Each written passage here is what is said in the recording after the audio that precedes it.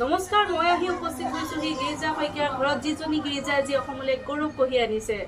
অভাৱী আৱিষ্কাৰৰ মূল বোলা কথাষাৰ মিছা নহয়। গতিকে গিৰিজাই বহুত কষ্টৰ মাজেৰে, বহুত অভাৱৰ মাজেৰে আজি অসমলৈ গৌৰৱ কঢ়িয়াই আনিছে। আহকচোন আমি গিৰিজাৰ সৈতে কথা পাতিম আৰু গিৰিজাৰ পৰিয়ালৰ সৈতে কথা পাতিবলৈ চেষ্টা কৰিম। গিৰিজা, কেনে লাগিছে?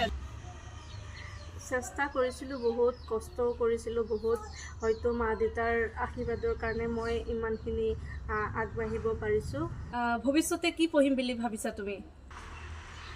যিহেতু মায়ে মোক সৰুতেই এৰি থৈ গ'ল, গতিকে চাওঁ কি কৰিব পাৰোঁ আৰু চৰকাৰৰ পৰা অলপ সহায় পালে ভাল লাগিব।